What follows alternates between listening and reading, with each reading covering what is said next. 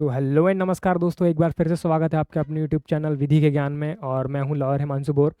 और आज हम जो है एमपीएलआरसी का एक बहुत ही महत्वपूर्ण टॉपिक जिसे हम राजस्व मंडल कहते हैं। अगर आप किसी सेमेस्टर एग्जाम में होंगे, अगर आप एलएलबी कर रहे हैं तो आपके सेमेस्टर में अगर एमपीएलआरसी जैसा कोई सब्जेक्ट है तो उसमें एक बहुत ही इंपॉर्टेंट टॉपिक है जिसे हम राजस्व मंडल कहते हैं। और वो टॉपिक आपको आपके एग्जाम में 10 नंबर 5 नंबर में एक क्वेश्चन तो आपके पेपर में बनता है, ठीक है ना। तो आज हम उसी टॉपिक को कवर करेंगे, ठीक है। तो आइए बिना देर करते हुए हम उस टॉपिक को शुरू करते हैं, देखते हैं राजस्व मंडल क्या है, ठीक है ना। देखिए, मध्य प्रदेश भू राजस्व संहिता 1959, 1959 एमपी लैंड रेवेन्यू कोड 1959, ठीक है भाई। आज हम पढ़ेंगे राजस्व मंडल। राजस्व मंडल आपको देखने को मिलेगा धारा धारा 3 से लेकर के अध्याय की अगर मैं बात करूं, अध्याय की बात करूं, अध्याय आप देखेंगे अध्याय 2, ठीक। अध्याय आप देखेंगे, अध्याय आपको देखने को मिलेगा 2। और इसमें क्या होगा, धारा कहाँ से कहाँ तक है, इसमें धारा आपको देखने को मिलेगी धारा 3 से लेकर के धारा 10 तक। आज इन 10 धाराओं को हम याद करेंगे, ठीक है ना। जो धारा इंपॉर्टेंट है तो वो आपको मैं याद करवाऊंगा, हालांकि 10 की 10 धारा मैं आपको याद करवाऊंगा।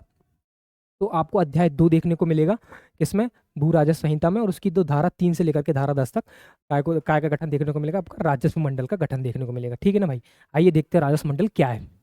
पढ़िए क्या लिखा है। राजस्व मंडल मध्य प्रदेश भू राजस्व संहिता 1959 के तहत गठित राज्य राजस्व मंडल राजस्व न्याय प्रणाली का सबसे वरिष्ठ और पुनरीक्षण और अपीलीय न्यायालय है, ठीक है भाई।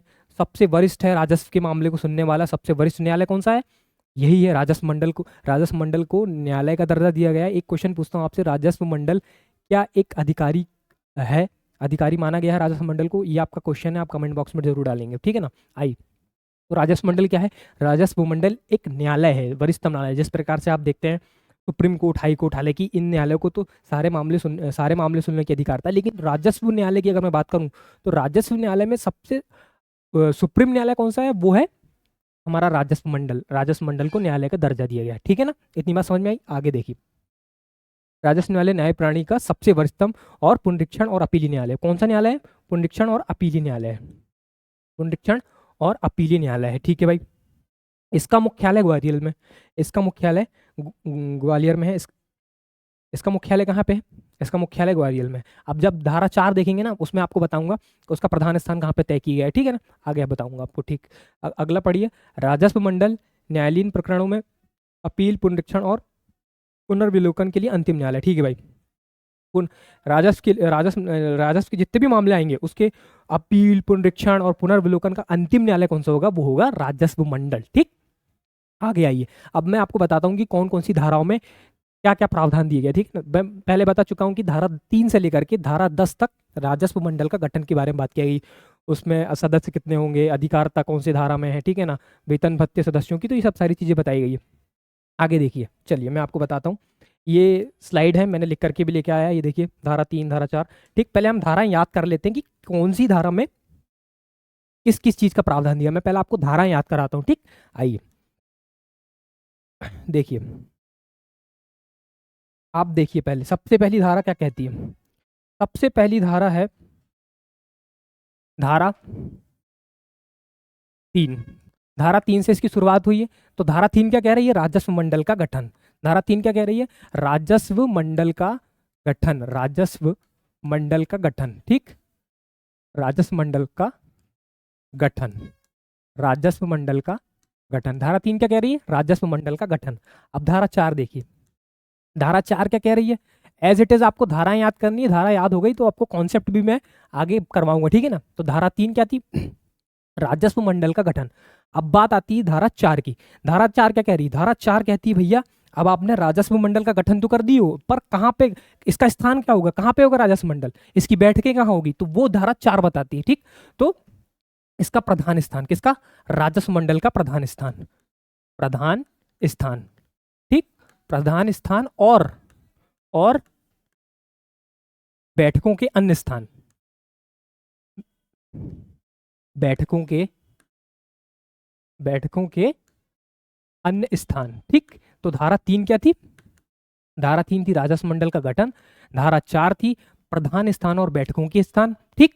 तो प्रधान स्थान मैंने आपको बताया था क्या था, ग्वालियर था। ठीक, आगे और डिटेल में आपको बताऊंगा, वो जो स्लाइड है उसको पढ़ के बताऊंगा, पहले हमको धारा याद करनी। धारा 3 कह रही राजस्व मंडल का गठन, धारा 4 कह रही है प्रधान स्थान और बैठकों के स्थान। ठीक है भाई, ये थी धारा 3 और 4। अब आगे देखिए धारा 5 क्या कहती है। धारा 5, अब आपने राजस्व मंडल का गठन कर दिया है, राजस्व मंडल का गठन करने के बाद में आपका उसका स्थान भी डिसाइड कर दिया है, उसके बाद में आपने बैठकें डिसाइड कर दी है कि कहाँ पे बैठकें की जाएंगी। ठीक, उसके बाद में अब आप राजस्व मंडल का गठन करेंगे तो कोई तो उसमें सदस्य होगा ना, राजस्व मंडल में कोई तो अध्यक्ष होगा ना, तो उसकी सेवा शर्तें, उसकी सेवा शर्तें, उसकी सेवा शर्तें बताई गई हैं इसमें धारा 5 में। किसकी? सदस्यों की, सदस्यों की सेवा शर्तें, सदस्यों की सेवा शर्तें। धारा 3 क्या कह रही? राजस्व मंडल का गठन, और 4 प्रधान स्थान और बैठकों के स्थान, और धारा 5 कह रही है सेवा शर्तें। ये धारा 5 तक याद हुआ आपको? 3, 4, 5 राजस्व मंडल का गठन, प्रधान स्थान और बैठकें, धारा 5 सदस्यों का, सदस्यों की सेवा शर्तें। ठीक है भाई, इसको डिटेल में अभी अब मैं आगे बताऊंगा आपको। ठीक, अभी आपको सिर्फ याद करवा रहा हूँ। ठीक ठीक, अब आती है धारा 6। देखिए भाई, धारा 6, धारा 6, धारा 6 क्या कह रही? अब आपने भाई राजस्व मंडल गठन कर दिया, राजस्व मंडल में सदस्य सदस्य होंगे, अध्यक्ष होंगे। ठीक है, अब यहाँ पे क्या हो गया, धारा 4 में आपने क्या कर दिया, प्रधान स्थान और बैठकों के स्थान तय कर दिया। ठीक है भाई, अब सदस्यों सदस्य की आपने सेवा शर्तें भी डिसाइड कर दी हैं। ठीक, तो अब धारा 6 क्या कह रही है, अब आपने सब तो कर दिया, अब लेकिन आप सदस्य को आप उस पद पे बैठाएंगे तो उसके लिए कुछ वेतन तो देंगे ना। तो धारा 6 वेतन भत्ते की बात करता है। धारा 6 किसकी बात करता है? धारा 6 बात करता है वेतन और भत्ते, सदस्यों की वेतन व भत्ते, सदस्यों की वेतन व भत्ते। ठीक, सदस्यों के वेतन व भत्ते। धारा 3 क्या कह रही? राजस्व मंडल का गठन। धारा 4 कह रही प्रधान स्थान और बैठकों के स्थान, और धारा 5 कह रही है सदस्यों की सेवा शर्तें। धारा 6 कह रही है वेतन व भत्ते, किसके? सदस्यों के वेतन व भत्ते। ठीक, अगली बात देखिए, धारा 7, धारा 7, धारा 7 क्या कह रही? धारा 7, धारा 7, अब धारा 7 कह रही भाई आपने सब तो डिसाइड कर दिया, सदस्य होंगे, वेतन वेतन सब सारी चीजें डिसाइड कर दी, प्रधान स्थान, लेकिन अब क्या होगा, कोई तो अधिकारिता होगी ना, राजस्व न्यायालय की कोई तो अधिकार होगी, राजस्व मंडल की कोई तो अधिकारिता होगी। धारा 7 वही बात करता है कि भाई इसकी अधिकारिता क्या होगी? मंडल की अधिकारिता, मंडल की अधिकारिता की बात करता है हमारा धारा 7, मंडल की अधिकारिता। ठीक, तो मंडल की अधिकारिता क्या कह रही है? धारा 7 कह रही है। अब देखिए धारा 8, धारा 8 क्या कहती है? धारा 8, ये धाराएं जैसे मुझे याद हुई है मैं वैसे आप चाहता हूं कि आपको भी ये याद हो जाए। ठीक, धारा 3, धारा 4, 10 धाराएं, मुश्किल से 10 भी नहीं है, 7 धाराएं, तो वो इजीली आपको याद हो जाएंगी। ठीक, अब धारा 8 देखिए, धारा 8 क्या कह रही? धारा 8 कह रही भैया मंडल की अधीक्षण संबंधी शक्ति, मंडल की अधीक्षण शक्ति, मंडल की अधीक्षण, अधीक्षण, मंडल की अधीक्षण शक्ति। ठीक, भाई जितने भी उसके जो निचले न्यायालय होंगे, आप जैसे जो राजस्व अधिकारी उनको न्यायालय का भी दर्जा प्राप्त है। ठीक, तो वो उसके जितने भी सबऑर्डिनेट होंगे राजस्व न्यायालय के, उस पर अधीक्षण करने की शक्ति उसके पास है। किसके पास? राजस्व मंडल के पास। ठीक, तो ये थी धारा 8। धारा 7, धारा 7 हो गई, धारा 8 हो गई। अब धारा 9, धारा 9, धारा 9 क्या कहती है? धारा 9 कह रही है कि भाई इसमें जो, इसमें बताती है एकल, एकल सदस्यीय पीठ, एकल सदस्यीय पीठ, सदस्यीय पीठ व खंडपीठ की अधिकारिता, खंडपीठ की अधिकारिता, खंडपीठ की अधिकारिता की बात करती है। राजस्व मंडल होगा, उसकी एकल सदस्य पीठ बनाई जाएगी और खंडपीठ बनाई जाएगी। ठीक, और उसकी अधिकारिता क्या होगी वो धारा 9 बताती है। ठीक, तो ये थी धारा 9 तक। धारा 10 कुछ नहीं कहती है, धारा 10 सिंपली बात करती है कि कोई भी मामले होंगे जो संहिता के लागू होने के पहले होंगे तो वो भी इसी संहिता के द्वारा क्या किए जाएंगे? गवर्न किए जाएंगे। ठीक, इसी के संहिता के द्वारा उसकी प्रोसीजर चलेगी। यही MPLRC डिसाइड करेगा जितने भी उसके मामले होंगे इस संहिता के लागू होने के पहले। ठीक, धारा 10 ये कहती है। तो क्या करवाया मैंने आपको? धारा याद करवाया पहले तो। धारा 3 कह रही राजस्व मंडल का गठन, धारा 4 कह रही प्रधान स्थान और बैठकों के स्थान, धारा 5 कह रही सदस्यों की सेवा शर्तें, धारा 6 कह रही है वेतन व भत्ते, धारा 3 राजस्व मंडल का गठन, उसके बाद आपने मंडल का गठन कर दिया है, इधर देखिए राजस्व मंडल का आपने गठन कर दिया है, उसके बाद प्रधान स्थान और बैठकें स्थान तय करेंगे, उसके बाद में आपने फिर सदस्यों की सेवा शर्तें तय करनी है, उसके बाद आप सदस्यों को नियुक्त कर देंगे, उसके बाद में आप उसको वेतन कितना देंगे वो आप डिसाइड करेंगे। ठीक, धारा 7 कह रही है मंडल की अधिकारिता, ठीक है ना, मंडल की अधिकारिता कि मंडल के क्या क्या अधिकार होंगे वो आगे आपको बताऊंगा मैं।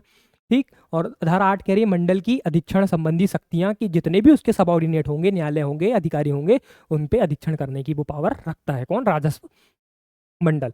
तो धारा 9 कह रही है एकल सदस्यीय पीठ का खंडपीठ और अधिकारिता। ठीक है भाई, ये थी धारा 10 तक, और धारा 9 तक। धारा 10 क्या थी, साधारण सी बात मैंने आपको बता दिया। ठीक, आगे देखिए, अब इनको थोड़ा डिटेल में पढ़ लेते हैं। देखिए धारा 3 क्या कह रही है। धारा 3 राजस्व मंडल का गठन, मध्य प्रदेश के लिए एक राजस्व मंडल होगा। ठीक है भाई, मध्य प्रदेश के लिए क्या होगा, एक राजस्व मंडल होगा। जितने भी राजस्व के मामले होते हैं वो उसका अंतिम न्यायालय कौन है, राजस्व मंडल। ठीक, मध्य प्रदेश के लिए एक राजस्व मंडल होगा जो अध्यक्ष तथा दो या दो से अधिक इतने अन्य सदस्यों जितने की भाई राज्य सरकार निहित कर। देखो इसमें एक इंपॉर्टेंट बात, राजस्व मंडल का गठन तो होगा पर उसमें सदस्य और अध्यक्ष कितने होंगे, एक अध्यक्ष प्लस दो या दो से अधिक, जितने राज्य सरकार चाहे उतने सदस्य नियुक्त कर सकती है। एक अध्यक्ष तो होगा, मिनिमम दो सदस्य होना इंपॉर्टेंट है, जरूरी है, या दो से अधिक भी हो सकते हैं, लेकिन अगर राज्य सरकार चाहे तो मिनिमम कितने होंगे, मिनिमम आपके होंगे तीन।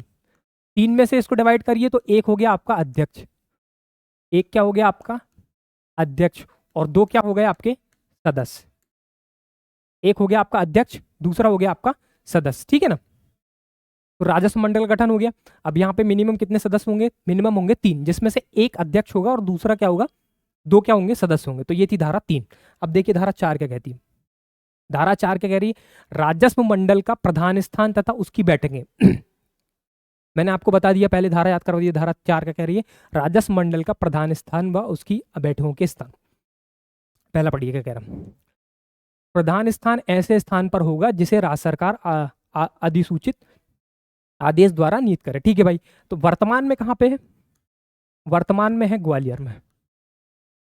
वर्तमान में कहां पे है, ये आपको देखने को मिलेगी ग्वालियर में। इसको आप लिख लेंगे अपने कॉपी में, वर्तमान में कहां पे प्रधान स्थान इसका, ग्वालियर में। ठीक है भाई, अगला पॉइंट पढ़िए। अगला पॉइंट क्या कह रहा है, अगला पॉइंट, अगला अगला क्लॉज पढ़िए। उपधारा 1 में किसी बात के होते हुए भी मंडल का अध्यक्ष तथा उसके सदस्य ऐसे अन्य स्थान या स्थानों पर भी बैठकें करेंगे जैसे कि राज्य सरकार मंडल के अध्यक्ष से परामर्श करने के पश्चात अधिसूचित करे।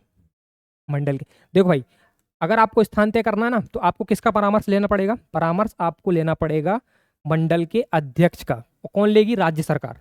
कौन लेगी, राज्य सरकार। और उसके बाद में परामर्श के बाद में जो भी डिसाइड करना हो स्थान बैठकों के, तो वो कौन डिसाइड करेगा, राज्य सरकार। किसके परामर्श से, अध्यक्ष के परामर्श से। तो धारा 4 ये थी।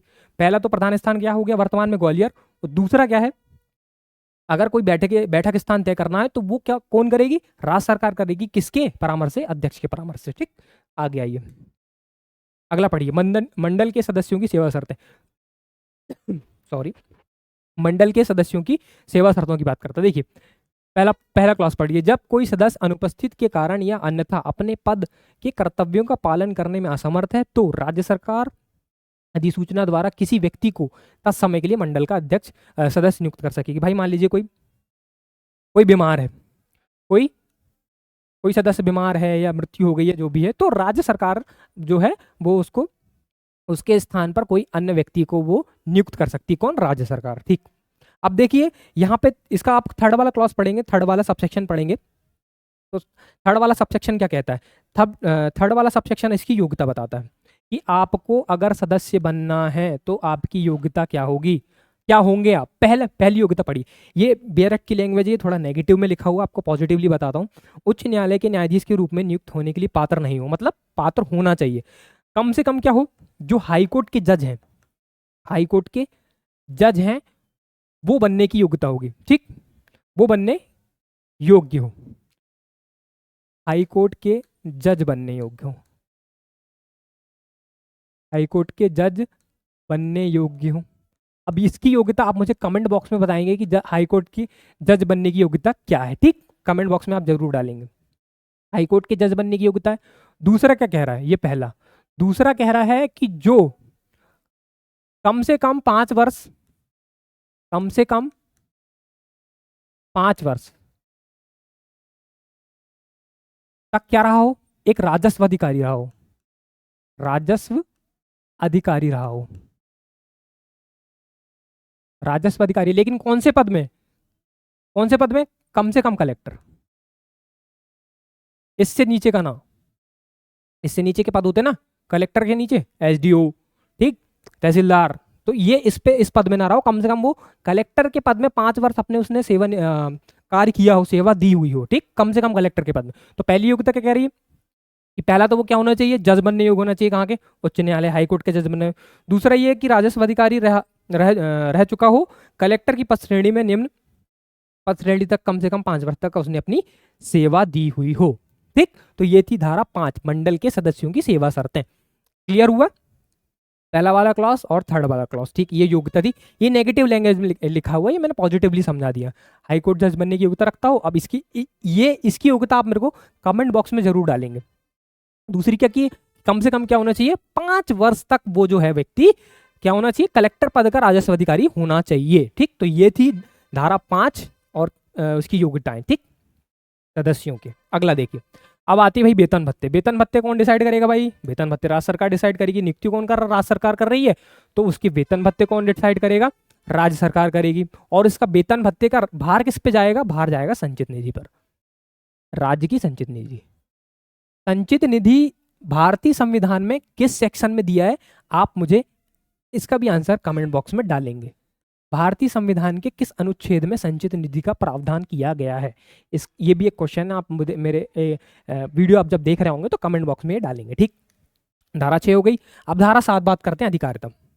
धारा 7 बात करती है अधिकारिता की। भाई मंडल की क्या अधिकारिता होगी, तो मंडल की वही अधिकारिता होगी जो राज्य सरकार निर्धारित करे। पढ़िए, मंडल ऐसी शक्तियों का प्रयोग करेगा जो ऐसे कृत्यों का निर्वहन करेगा जो इस संहिता की या इस संहिता के अधीन उसे प्रदत्त की गई है, अथवा ऐसे अन्य कृत्यों का निर्वहन कर सकेगा जो किसी अधिनियम के द्वारा अधीन अथवा उसके द्वारा उसे प्रदत्त किए गए हों, या राज्य सरकार या केंद्र सरकार अधिसूचना द्वारा इस नियमित निर्दिष्ट करें। देखिए, पहली चीज तो जो भी शक्तियां इस MPLRC में दी हुई हैं, किसको, राजस्व मंडल को वो शक्तियों का प्रयोग करेगा, उसकी अधिकारिता होगी। दूसरा ये कि राज्य सरकार या केंद्र सरकार जो अधिसूचना द्वारा उसको दे दे, तो वो अधिकारिता का प्रयोग कौन करेगा, राजस्व मंडल करेगा। तो ये बहुत साधारण सा सेक्शन था, ठीक। आगे देखिए, मैंने ये सेक्शन पहले ही आपको याद करा दिया है, ठीक है ना, कोई दिक्कत वाली बात नहीं है। इसको आप पढ़ लेंगे, समझ लेंगे, बस आपके लिए इतना ही काफी है।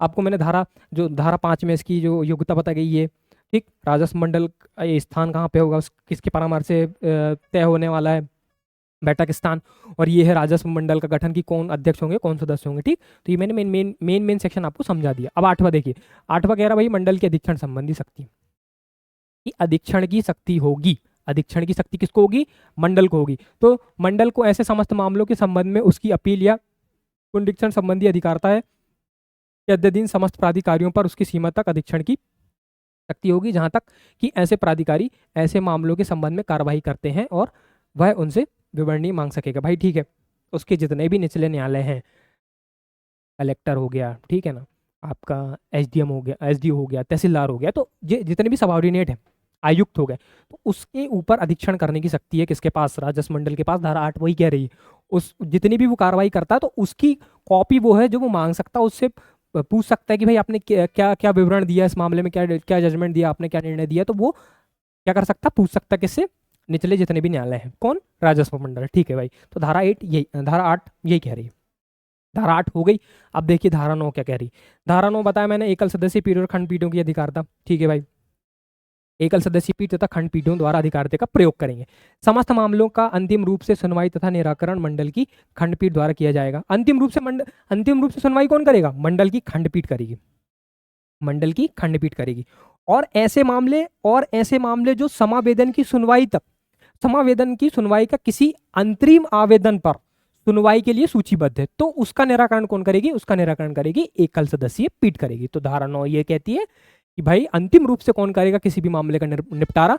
खंडपीठ करेगी। एक क्वेश्चन और, क्या राजस्व मंडल द्वारा दिया गया निर्णय हाईकोर्ट में अपील कर सकते हैं क्या आप हाईकोर्ट में? इसका इसका आंसर आप कमेंट बॉक्स में जरूर डालेंगे। जो राजस्व का मामला है, राजस्व मंडल ने कोई निर्णय दे दिया है, कोई आदेश पारित कर दिया, तो क्या उसकी अपील आप न्यायालय में कर सकते हैं या नहीं कर सकते? हाई कोर्ट में कर सकते हैं, नहीं कर सकते? उसका आंसर भी आप कमेंट बॉक्स में डालेंगे। तो ये थी आपकी धारा 3 से लेकर के धारा 9 तक। 10 तो मैंने आपको बता दिया है, ठीक। तो धारा 9, धारा 8, धारा 7, धारा 6, धारा 5, धारा 4 और धारा 3, ठीक। तो ये थी हमारे राजस्व मंडल का गठन। अब इसको आप एक दो बार आप रिवीजन करेंगे, बार बार पढ़ेंगे, तो ये आपको याद हो जाएगा, ठीक है ना। तो आज के लिए बस इतना ही। बहुत बहुत धन्यवाद आपका। और अगर वीडियो अच्छा लगा हो ना, तो कमेंट जरूर करेंगे आप मेरे कमेंट बॉक्स में, ठीक। बहुत बहुत धन्यवाद आपका।